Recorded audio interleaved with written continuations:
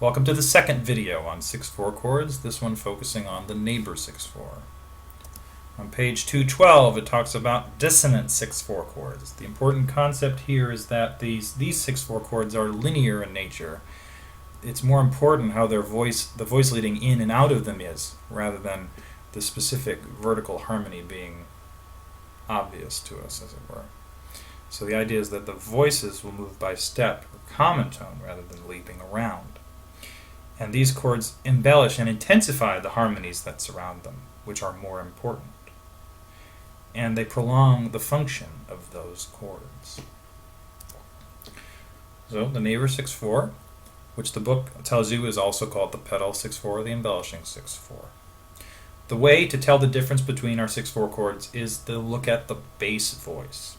For the neighbor 6-4, the bass holds the same pitch 3 times in a row. So if I'm in C major, that would be Do. Now, 2 other voices will move up by step and back down, looking like upper neighbors, neighbor 6-4. So that would sound like this. So I play it all together. And so for our part writing, the other voice is going to double the bass, which would double the 5th in the 6-4 chord.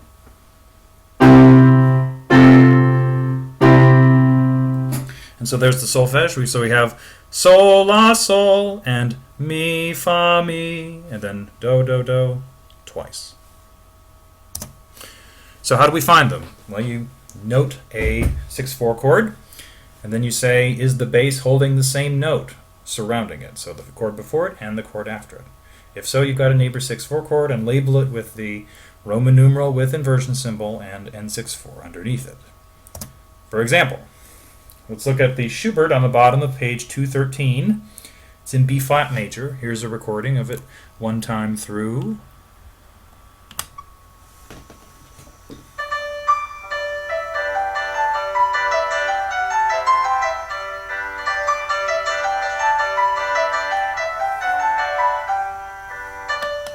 Okay, so there's the idea.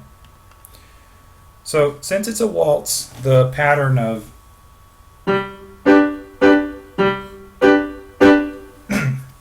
allows us to know that we can assume that it's 1 chord a measure, and it might be longer than that. Excuse me. So we can identify the first 6-4 chord in measure 4. Notice that the music is in treble clef. So let's take a look. So it's a 4-6-4 chord. We have a C major chord with G in the bass. So if I play all the notes at once, it's this. And if you look at measure 2 and 4, it's a root position G major triad.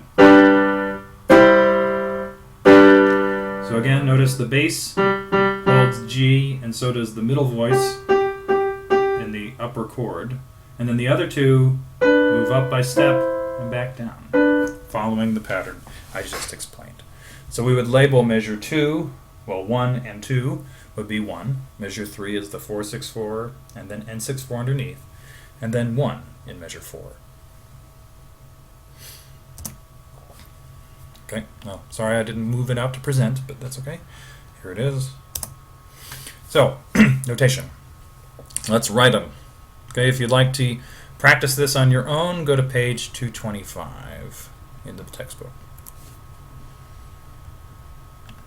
So here we are with my notation software. So my first example here is a neighbor 6-4 chord. The most common kind, 1-4-6-4, 1. So let me write it here. Excuse me, my keypad is missing. Where is it? There it is. Okay. So I need Do in the bass for all 3 chords. I need a half note. And then I need another voice. Let's put it in the tenor. So first I'm going to make this voice 2 so I can have my stems in the right direction. So C, C, C.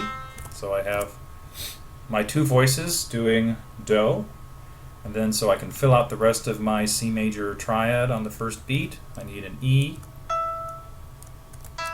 for the 3rd of the chord, and a G sol. So these two voices will both move up by step into the next chord and back down. So A and G, and then here I need F and E. So it should sound just like the ones I already played for you. And it does. So that's how you part write a neighbor 6/4 chord. Now you can move on to the next video on the passing 6/4.